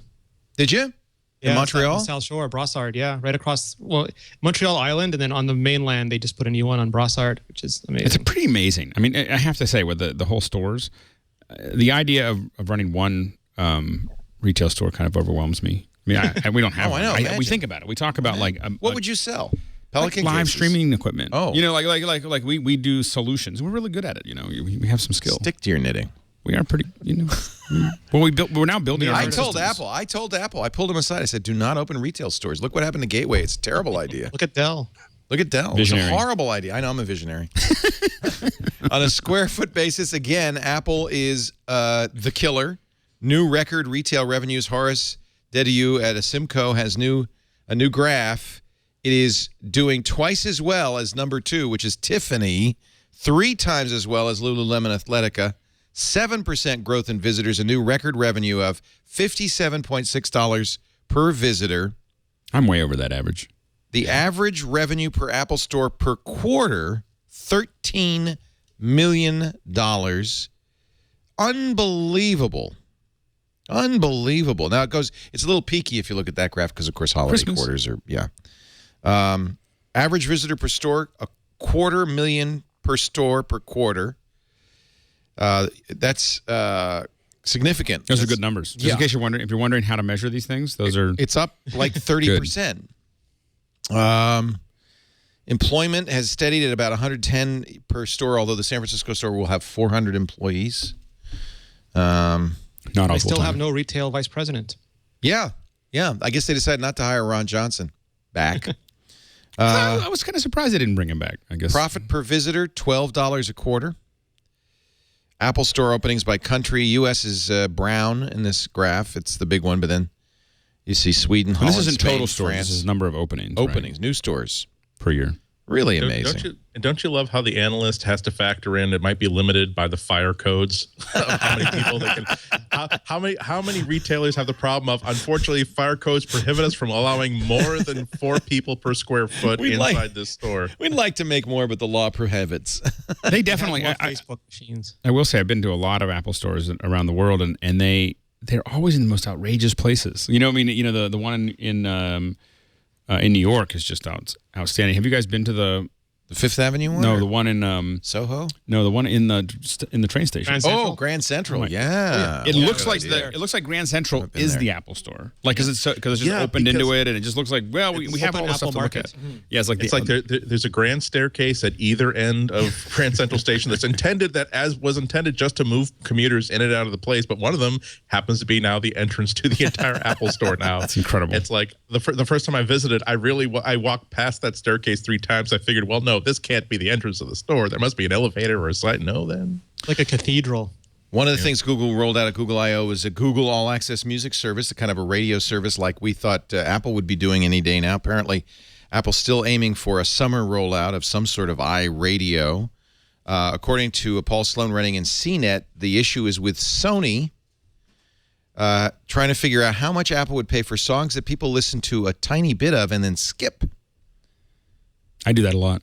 I do it too. Skipper's dilemma. Well, my thing is that I think that Google, I don't know, I'm really a big fan of Spotify. So if I'm going to do something that's more like that, I mean, I think that I don't. Did you try the Google All Access? Not yet. It's very but Spotify-like. I'm going to try. I love it, and I think it's better than. For me, it's better than Spotify because I don't want a separate app. I want all my music in one place. So I love the fact that I love the fact that I can sort of borrow an album, for this under subscription, and then after realizing that, well, actually you've listened to this the full Sweeney Town Broadway cast recording, Sweeney Todd recording 8 times in the past week. Okay, so maybe I shall move that into something I've actually bought. Yeah, right. It's $7.99 if you subscribe before June. Oh, Chris Breen, you're a musician. What is the attitude of musicians towards this kind of stuff? I think that, I love streaming services. I have them all. As a listener. Except this one. And I really think it's wonderful. And I think the real advantage of Google coming up with this and Apple, depending on how they handle it, is that people will finally say, oh, this is a legitimate thing. I think a lot of people have not jumped onto something like Spotify or Mog or Artie or Rhapsody because there's sort of that psychological barrier of, oh, I have to give them my credit card and sign up for this thing. If you're already part of Google's ecosystem or Apple's, where you just click a button and say, oh, yeah, I want this as an option, it's terrific. And then especially if you use Sonos, you do have that that integrated experience where you're not using an app at all. You just have your Sonos app, and you just say, yeah, I want to listen to this album. Oh, it's on Spotify. Great. I'll listen there. Or it's on Google Play. I'll listen there when they bring that in there. So I do think that a lot of people are going to jump on this thing more than they did. So I think has been this attitude of rent my music. No, that's obscene, and I won't. Having companies like Google and Apple in there, I think it's going to make a huge difference to this. I think there was also this kind of feeling like maybe this is illegal, or anyway, the presumption, the kind of continued presumption that they're not paying enough to musicians. That's why I ask you as a musician, because Spotify doesn't pay very much for plays. Right, and Pandora's the worst. So they say they're the best. They say we pay more than half of our revenues to musicians. Well, that may be, but no, if you look at, they'll graph this out for you. So I think they did a Lady Gaga track or something where they said, now this is what we got from a download, a sale, and here's what we got from is Spotify for the quarter, and it was like $6.31. Well, and so, I think that the issue is, I think we're very quickly moving towards where the community is the content, you know, and if you don't, if you're not using your content to create community, you're going to be in, I mean, Lady Gaga arguably already does that. She's got a huge following. And so the people who are coming to your concerts are paying your bills, not the people buying your album. And I think that as we move to these subscription services, this is going to become more and more according to this article on CNET, one of the reasons music labels like Apple perhaps better than Spotify or maybe Google is that there are other revenue opportunities. Apple will always say, you like this song, you can buy it. Right. So they've got iTunes, so they've got the sales built in. Google has that, and I don't know if they do that currently in the All Access, but they could. Apple also has told the music labels that it plans to build out its iAd business, including the potential of adding audio ads into the radio stream. That would be awesome. Oh, wait. No, it wouldn't be. No. I mean, I guess right now, there's definitely things I'd love to see in a new service, but unless, you know, a lot of the social searching and, you know, the ability to have individuals really get playlists. I think one of the problems right now is that, I mean, Spotify's fine. You can share your playlists and everything else. But I think that what's missing right now is a financial incentive for people to share playlists where they're actually getting a little bit of something. And that would, if we really got into that, where people could make their own little business. And when I say little business, I mean like they make an extra $200 a month or something like that on the fact that they've built up this huge following. And you create, I think this moving to finding ways to socially share and generate new, you know, interest in music is something I think is missing from all of these. And I don't see anyone doing it, but I think that is the only thing missing, because for me right now, Spotify completely killed my interest in buying. Yeah. I mean, there's the two like media crushing apps, in my opinion, is Flipboard and Spotify. Because when I got Flipboard, I stopped reading magazines. And when I got Spotify, I stopped buying music. I think Pandora did that for me. Pandora didn't do it for me because I kept on stopping me from skipping. And I was like, yeah, you can only skip 6 times. As soon as I could get Spotify and download like tons and tons of music. Listen to whatever you want. And listen to whatever I want, when I want, how I want. I was like, I'm done. Yeah. Songza on Sonos is fantastic too. Love Songza. I also have that. And Songza has all these curated streams. Pandora repeats a lot. I have, you know, when I listen to the Fleetwood Mac station, I'm going to get the same 5 songs in the first half hour. Every single time. Yeah. I use Pandora for discovery, but I kind of stopped using it because most of what I like to use music for is really to have control over my playlists, and that's the reason why I do. You know, I do have a Spotify account. The reason why I don't really use it that much for like regular playlists is that I like the fact that at some point I own this song. It is an unlocked DRM file that I can do whatever I want with on whatever app I want with from now until 2 days before Armageddon. And I don't like the idea that I won't have access to this really carefully curated playlist that I've been spending years putting together unless I keep coming up with that monthly fee. Yeah, although that, I have to say, that is my #1 listen to Spotify playlist is Andy Inako's One Song, which you put on Google Plus like 2 years ago. I don't remember when you did that, but you said if you could only have one song that you would listen to, and there's hundreds of songs in it. It's great. It's a Spotify playlist. Yeah. So thank you. I should do that again. That's always useful. Awesome. And it does show you like how scary different it is to be marketing music these days, because I love the fact that I have lots of Twitter followers means that if once a year, every couple of years, I say recommend one song and one song only. You can't say this album or here are 3. You have to put all of your marbles onto one song. I get some of my favorite songs on my favorite playlists are things where people just had to say, I will give you only one and this is it. I love that. But the ability to sample it for 30 seconds to see what it's all about, or go on Spotify or on Google Play and listen to the entire damn thing and know that, yes, I know why this person liked this song. It is awesome. Well, the other thing, you should do it every year because it changes. You know, my one song would not be the same this year that it was last year. It was the one song I really liked last year. I will definitely do that tomorrow at around 1 p.m. Good. I'm going to put out that call. All right, I'll be watching, and you'll put it on Spotify as a playlist. Because it was like you could crowdsource a playlist, right? I like to curate it a little bit. Not a big bit, but just there's somewhere again. If it's a Wildman Fisher song, maybe people don't want to encounter that. Oh, come on! I'm a Christmas tree. Come on! The Christmas tree. No. Merry-Go-Round is awesome. And put that on the list, please. Well, okay. So if I was thinking of Rush's Tom Sawyer, would you let me put that one on? Yes. Okay. Of course. Checking. Come on. Rush. I was just listening to Rush. I was just listening to it. It came on the radio or something like that. It's one of those songs. Oh, I haven't listened to the song in so long. It comes up on the radio and you awesome. go, yeah. Our show today, actually, Tim Cook auction ended, $610,000. Just thought you'd like to know. Some quickies here. Do you want me to ask him anything for you, Leo?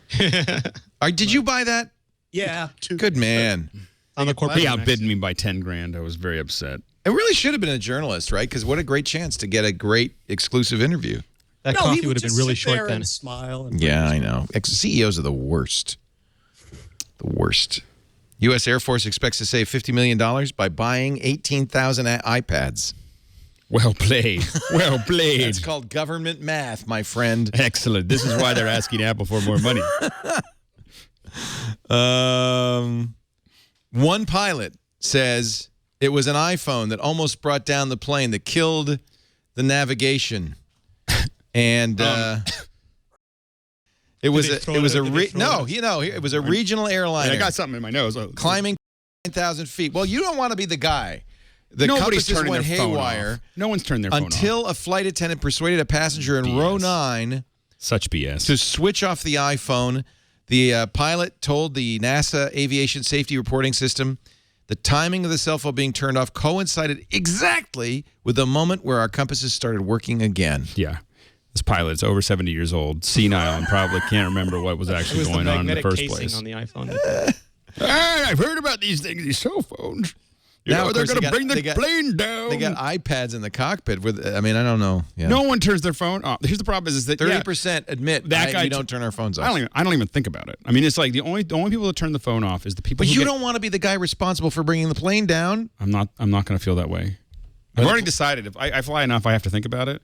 When you have you do. When you fly if a lot, the plane's going down, yeah. I've decided that I'm going to put my hands up and go, woohoo! And all the way down. If you're going to die, you might as well enjoy it all the way to the ground. I mean, I was sitting next to a pilot on my way home, and he didn't turn his phone off, so. Oh. Yeah, there you go. No. But Alex brings up it's sort of like a value proposition. Like if you turn the phone off, like when you're asked to, that means that there's maybe less chance of causing the plane to crash. However, if you leave the phone on and it does cause the plane to crash, you won't have to wait for the phone to boot up to send that last SMS to your family. Exactly. So now that is some thinking. And they'll never trace it to you. They will never say it was this guy's phone that did it. Oh, sure they will. No, they do. They go through the records and they would find out whose phone is on. And iMessage was sent to your No, but the problem is they're going to find out whose phone is on. It's going to be 100 people on the the only. If they could figure out that Denzel Washington drank 3 vodkas in flight, they could figure out whose iPhone that was. It was Alec Baldwin. They know. No, because they walk through trying to figure it out.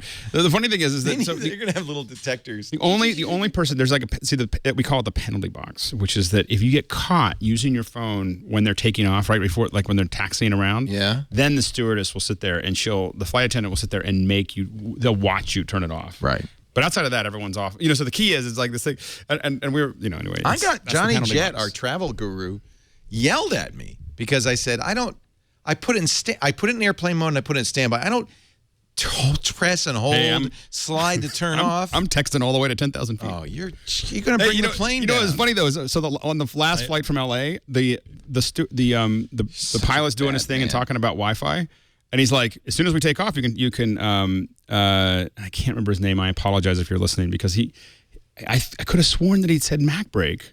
Oh, sure. You can get your Wi-Fi and download MacBreak. A lot of pilots listen. And when I got off, it was from Southwest, and they're going crazy right now, by the way. And he said that he said, "Did you hear my MacBreak mentioned?" You know, and so he said MacBreak on the Southwest. Yeah. Oh, this is Southwest. So when we get to 10,000 feet, you can listen to MacBreak weekly. Right great. after with Alex Lindsay, the guy in row 9. But it went by so fast, I wasn't sure if anyone had really said anything, and it turned out. That plus also, Alex, really cool. Alex, we've also determined that you're someone who does not listen to the instructions over. See, now he will. I'm never going to get that. I really should not have said that on the show. The pilot speaking, I remember. I do turn off the phone more often than not, only because I think that on principle it's a good idea to do what the flight attendants tell you to do. Yes. Because there was this PBS special on airline crashes that just stuck with me because I must have seen it when I was 16, 17, 18, and it's basically if you just listen to what the flight attendants sort of categorize you when you're bored as the person who listens and does what you tell them to do, and the person who's just going to cause problems. And not that they're going to say, okay, people who listen to us, go to the door that I tell you to. First on the slide. Go to the ones with the fire on it. Yeah. So. Well, I just don't want to get scolded. That's all. I don't want you to scold me. I do admit that when spending a lot of time in airports, you do watch people argue, and yell, and you really have to understand is every person that you talk to, from the person that you're picking your ticket up to TSA, to the flight attendant, they have an enormous number of subjective decisions to make. Subjective, as in they can make the call, right? On the ground, they can hurt you, and you messing with them is not going to improve your experience, the experience of your trip. So they're good universal rules. One of them is to smile to people in the service industry. If for no other reason than for every person who smiles at them, there are probably 3 people who gave them a hard time for no adequately explained reason, and they could use someone smiling at them. Yes. We're going to result in the first class upgrade yet, but I'm still hoping. Leo, before you switch with their 9 to 5 Mac Markerman's usually got good sources. Flickr and Vimeo integration in iOS 7, he's saying. Ooh, okay, let me think about that. Flickr and Vimeo. Now, YouTube is already integrated where you press a button and it uploads to YouTube. That kind of integration? Yeah, this would be ShareSheet, the same way that Twitter and Facebook is. ShareSheet. Good. I like it. We're going to let Alex Lindsay go. Do you want to quickly do a pick before you run? LastPass. Okay, thank you. So like I say, if you haven't used it... you're crazy if you haven't used it. Doug Dalton made me try it, and I complained about it because I was like, I can't keep on forgetting my password and everything. But now that I got it working, in the world. And we share them. You can share codes with everybody, so I can log in and grab all the codes for all of our elementals and everything else. It's great. LastPass. LastPass. $1 a month or free if you're cheap. I put my mom on it.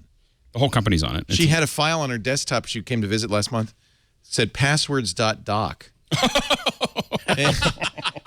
So I said, Mom, we're going to work on this. And then I thought I had a scare because she called me from the airport saying my laptop and my iPad were stolen on the security belt. And I freaked because I had not removed, I had set her up on LastPass, but I had yet to remove passwords.doc. And I thought, did I give her a login? And I immediately changed all her passwords. And then I realized, oh, it's in my trunk. It fell out of the suitcase. Yeah, the only thing you have to be careful with LastPass is making sure that you turn it off so it's on auto. Oh, yeah. Never put your password into it. Just have a good password that you can remember. You may have one. But that's hard to guess. Exactly. Which I have. Yes.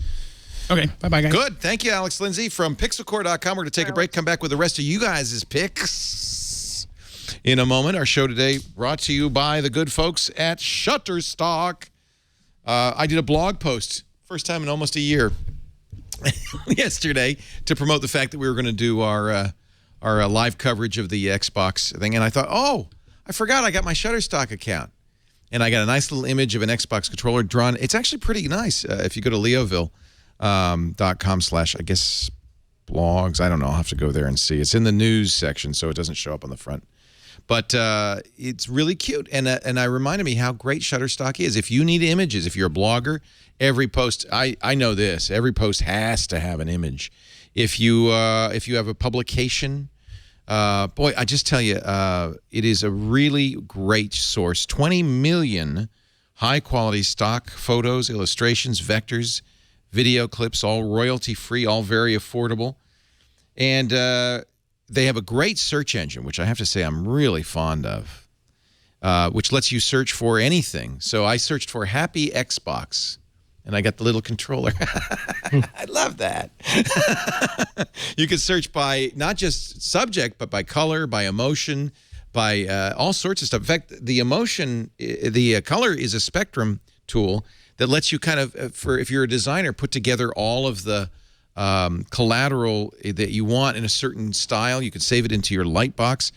And by the way, it's free to create an account and to have a Lightbox and share the Lightbox with other members of your team to collect ideas. So I've been doing that for a while on my Shutterstock account. I collect all of the different images that I want into a Lightbox or think I might want to use into a Lightbox, so I have quick access to them. Shutterstock is a great deal with great images. They have a variety of ways to pay. You can get individual image packs, but what I did is a monthly subscription. My 25 images a day is probably overkill, but 25 images a day subscription. And you can get 30% off any of those packages right now if you visit Shutterstock.com and use our offer code MacBreak and the number 5. Again, it's free to sign up. What did you look for? Bunnies? This is animals and wildlife. Oh, so you see there's photos, there's vector art. There's just it's because you got 20 million things. The variety is astounding. It's fabulous. Try it. Shutterstock.com. Free to sign up. Free to make a Lightbox and play with the spectrum and the search tool. Actually, I should update this. It's now 25 million stock photos, illustrations, vectors, and videos. Shutterstock.com. They add 10,000 images a day, so there's always going to be something new. Look at that gorilla. I like that. I'm going to use that on my next blog post. It's actually, I've been trying to think of ways to kind of stimulate creativity to get me to post more. And I make a Lightbox with images like that gorilla saying, now write a post about it that this would be applied to. And it really is fun that way. Yeah, it really gets you going. Yeah, and because there's so many images, whatever your creative mind is thinking of, you just find it. Something there. MacBreak 5 is our offer code for 30% off when you do decide to buy. It's time now for, ladies and gentlemen, our picks of the week. We heard from Alex Lindsay because he had to rush off, but let's get over to Chris Breen. And besides Wildman Fisher, what's turning you on these days? Well, besides Wildman Fisher, yeah. I have a device that you could listen to Wildman Fisher to in all its digital glory. So you get every nuance of Larry's spectacular vocals. And it's called the Dragonfly. This is a $250 USB digital audio converter. It's USB, so comes on, little cap comes off there. It's tiny. It's tiny, and the glorious thing about it is that in your laptop, whether you have or computer, whether you have a Windows PC or a Mac, the sound circuitry in there is kind of not so great. And so if you're an audiophile kind of person and you're the sort of person that would purchase a digital audio converter box to put next to your computer, you don't have to anymore. You can get this USB stick. It supports 44.1, 48, 88.2 kilohertz, and 96 kilohertz. It makes sure that the audio data is transferred perfectly. And you just simply plug it into your computer. You plug in a 3.5 millimeter plug in there. And you can use it with headphones. It also has a variable output. So if you want, you can plug it into powered speakers. You could plug it into an input on your very expensive receiver or amplifier. And it really does improve the sound of your music coming out of your computer in glorious ways. And not simply that you have to use FLAC files or OGG Vorbis files, but it improves the sound of MP3 files, AAC files, certainly AIFF and WAV files.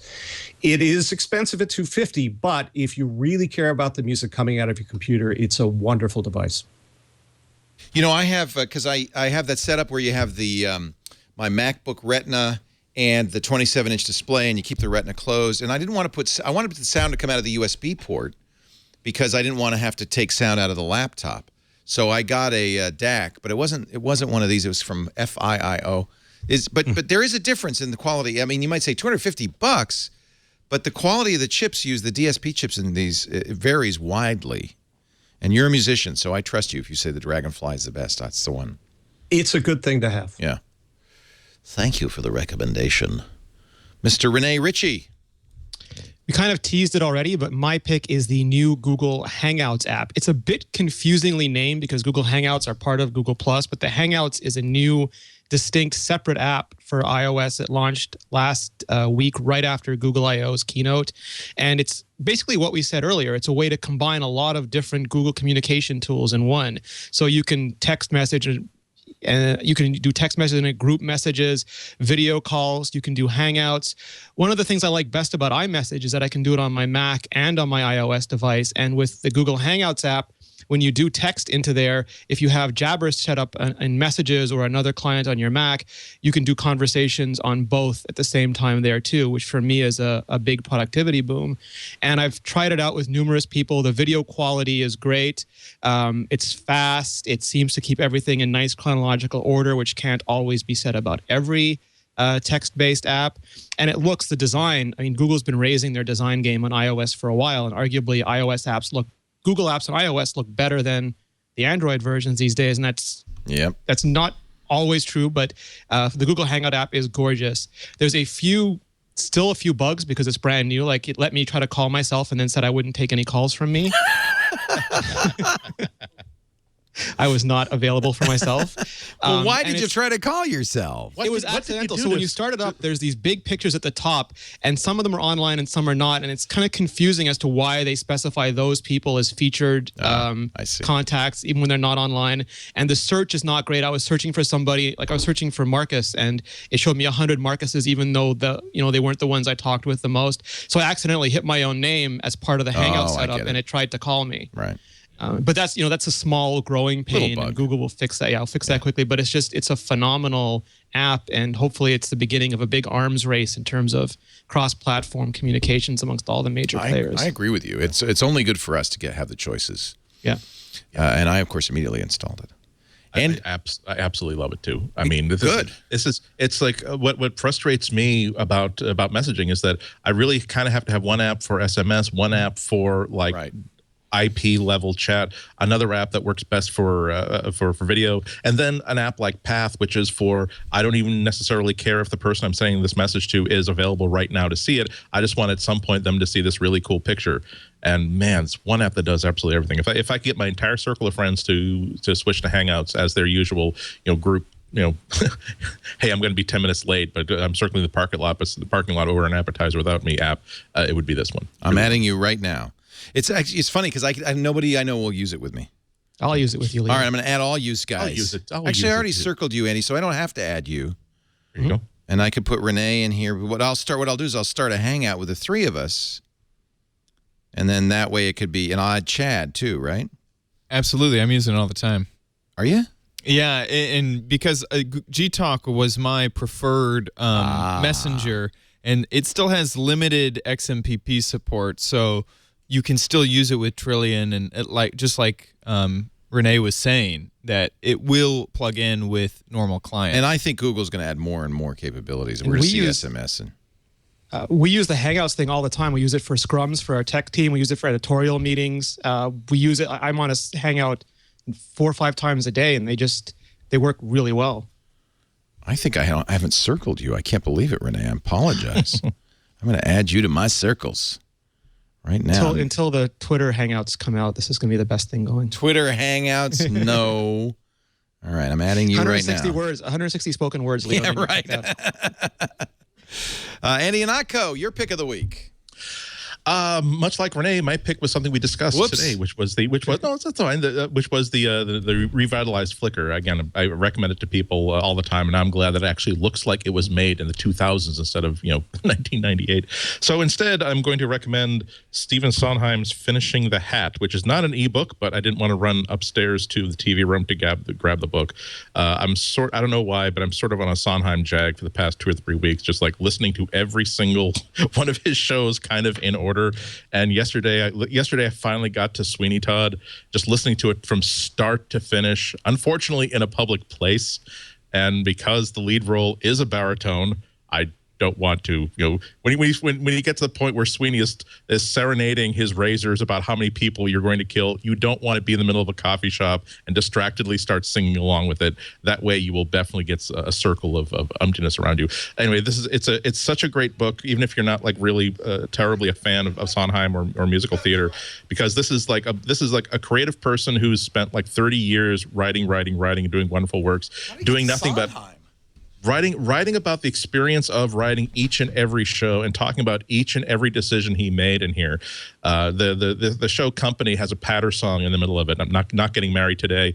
That's just like a total tongue twister for this poor actress to have this singer to sing. But he breaks it down and says, here are the lyrics to it. And if you notice, here's how I constructed this to make it singable. You can't, if you just put random words in there, it's impossible to do. But if you actually balance out the syllables, you can actually do it in small chunks. And also you'll notice that in this song, she's really kind of losing her mind. So that's why there's disconnected thoughts and none of her lines rhyme while she's doing the patter bit of it, because I didn't want her to have the sort of, and you're like, wow, I knew you had to think when you're writing songs, but I didn't. That's cool. He really thought about all of this. And Cool. it's not like it's, but that's exactly what it is, going through this book and saying, wow. And every chapter sort of prefaced with a few pages about, here is where I was in my career at this point. Here is how I learned how to do this. And here's why I chose to write the lyrics for Gypsy, but not the music. And oh man, such a great stuff. Attend the tale of Sweeney Todd. His face was pale and his eye was odd. He shaved the faces of gentlemen who were never thereafter were heard of again. He trod the path for Sweeney Todd. Have a little priest. Have a little priest. I love that one too. It is the best soundtrack. Only problem is we only get it on Sundays. It was my dream. I saw Len Cariou do it on Broadway, and it was my dream. Yeah, he was very good. It's my dream someday to play Sweeney Todd in some community theater production. I was just thinking that yesterday. I either want to be Sweeney or the judge, because you can be the judge. I can't do. I got the mutton chops for the judge. You do. You're perfect. Pretty women. Pretty women. Sweeney Todd doesn't have to be able to sing. That's the other part of it. He's it's good. I could do it. You can Rex Harrison your way right through it. Exactly. I love Sondheim too. I'm going to check out that book. That sounds great. Terrific book. And we'll be doing the Petaluma Players version of Sweeney Todd sometime in the fall. So make sure you stay tuned. Anyone who knows sets and costumes and can run a light board. We can do it right here. We'll have the VFW hall from 7:30 until 9:30. Yeah. So we'll be running. Swing your razor high, Sweeney. And if somebody has a barber chair we can borrow, I promise to hose it down. And a strop. Once more with feeling. It's great. Chad has an uncle who used to work in the barber industry. He can totally get us a chair. You got any straight razors? This is a game that I credit Sarah Lane with addicting me to, and I'm sad she did. It is the hottest game right now, I think, on the iPhone. You could play it on the iPad. Actually, it works pretty well on the iPad, but it is an iPhone-only game. Say it with me, Dots. Never before has a game so simple been so fully addictive. The idea is you connect the dots. It's nice if you can make a square. You get a little extra on that. You get 60 seconds to connect all the dots in an array. This is the training. I'm just showing you the tutorial. And as Charles Eames once said, eventually everything connects. It's really kind of bejeweled without all the cruft. And it's really addictive and really fun. And I'm working hard because Jeff Needles, our intern, is really good at it. And I'm trying to get as good as Jeff is. I don't know how you get the things to coerce into squares. That's what I really want to know. So the longer you connect, the better. But a square is extra points. You guys play this yet? Don't. I'm staying away from it, Leo. Stay well away from it. If there was anything that could get me out of The Simpsons tapped out, it would be this. And it's 60 seconds a shot. That's it. I mean, it's very straightforward. And so as a result, you know, it's what's your top score, Jeff? Is he around? Right here. What's your top score? He's like really good at this. 500? As you can see, I've got 57. Josh has 540 though. Josh? Josh has 540? Yeah, he's the number one in the brick house, I think, right now. Number one in the brick house. Wow. Well, I can tell what you guys are working hard on. All right, so we got to beat Josh and Needles. I got a dog dot trophy. You get trophy. It is. You know what? It's in very much in the Lauren Brichter style of gaming. It's very clean, very delightful. simple. Isn't it beautiful? Yeah. There's something so nice about it. The typography. It's so perfect clean. for mobile. It is a really nice little mobile game, and yeah, highly addictive. If I join up with Facebook, we'll see what the other guys' scores are. I have it on my iPhone and my iPad Mini. I haven't played it on this one yet. That's why we have a fresh start here. Dots, and we're going to start a Dots League. That's right. Is there? I don't think there's a lot of music on it actually. I can't remember. Is it very musical? I don't think so. No. No, it's not about the music. It's about the experience. All right. It's like that. That's all. Although that could get kind of addictive too, couldn't it? It's like the Merlin game almost. The Merwin game? Merlin. Oh, Merlin. Yeah. Leaps and bloops. R2-D2 only communicated in beeps and bloops, and people think he's adorable. Actually, now that I got the music going, I think I'm going to be better. I never knew there was music. This is good. I like it. All right. And 2 years later, that's why the alien invasion was such a success. By sending us this technology Call me that Ender. turns off our higher brain functions. Thank you, everybody, for joining us on MacBreak Weekly. Thank you to Chris Breen. The hair of Breen lives on Twitter, as does the body of Breen, but only one's official. As does the body of Breen. Yeah. The official is the body of Breen. That's correct. And you can read his Mac 911 column, macworld.com, and a lot of his other writings. He is the Mac Daddy. And we love him. We love him. Okay, thanks, Leo. Thank you. Thank you also to Renee Ritchie of imore.com for joining us this week. Good to have you. Thank you, Leo. Pleasure as always. See you at WWDC. Absolutely. Andy Anatko, Chicago Sun-Times. You're staying at home for the WWDC, or are you coming out here? I don't know yet. I might come in just for a barnstorming little trip. I'm not going to buy my plane ticket until I know how many nights I can stay. But we'll talk to the bursar. I definitely want to come in. Talk to the bursar and see if we can cut you a check. Okay. It's always nice, but yeah, no, we get some benefit out of it. Yeah. I don't want you to think my going is conditional upon. Even if I came into my own petard, I certainly want to be there for. If we can do like our first like all meatware edition, where everybody is actually around the table at once, that would be worth Tuesday, it. That would be pretty awesome. That's worth the cost of Virgin Atlantic Economy Plus. Amtrak. I'll do coach for 81 hours. Actually, I hear they have coast-to-coast petards now, so you're set. And we've got party invite with your name on it, Andy, as long as you're there. For an extra $10, you'll be in Petard Plus. All petard rides are nonstop, so that's one of the upsides, and I mean upside. Thank you, Andy, Renee, Chris, Alex, Lindsay, and Absentia. We thank you for joining us. We do MacBreak Weekly. Normally, we're a little late today because of the Xbox announcement. Normally do it 11 a.m. Pacific, 2 p.m. Eastern Time, 1800 UTC on Tuesdays on twit.tv. Watch live. We love it if you do.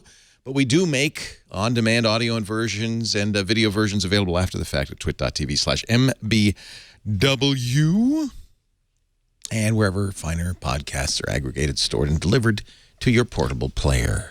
Thank you for joining us, but you better get back to work because you know what? Break time is over. This is much longer than the federally mandated break time.